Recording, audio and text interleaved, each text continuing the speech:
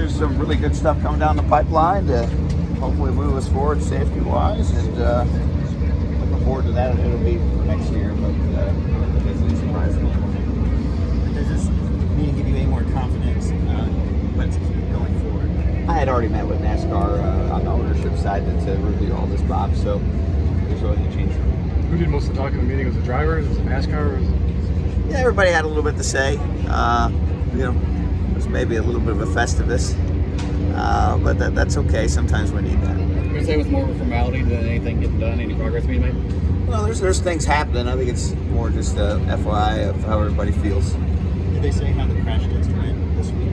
I think there's some really good positives, which it's not really a surprise. All the simulation work ahead of time was really just more of a formality of validation. NASCAR saying anything to the drivers about their comments in the media critical of safety? Not to me, or anyone else I heard.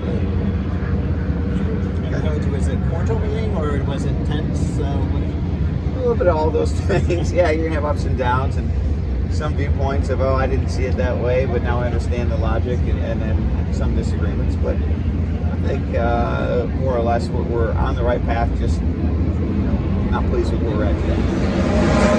Why did they get to this point where the drivers were a disconnect between drivers and drivers' voices were heard?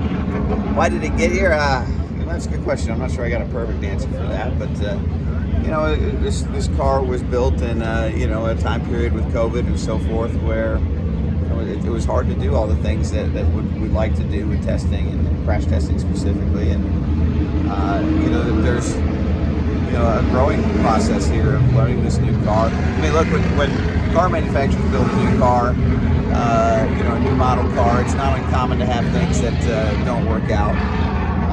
And so I would say this next-gen car is no different than when the COT car came out or anything else, and we're just working through it. You can go back to the history of the sport in the 80s when they went to the different cars, the shorter cars, and had the same meetings. So this is really just part and parcel for when you bring a new car out. There's bugs that need to be fixed, and there's frustrations that build up. You just got to work through them. I think we're doing it. How does it feel for you as both a driver and an owner dealing with all this? Expensive. It costs a lot of money to change a car and to convert them over. And there's already been a lot of money spent on the next gen cars, so there's some balancing act to make sure that when we do make changes, that they're validated in such a way that we're not wasting any money, but also moving. Just to clarify, there's going to be nothing done to the car in the next 5 weeks that will help Not that I'm aware of. Thanks, guys.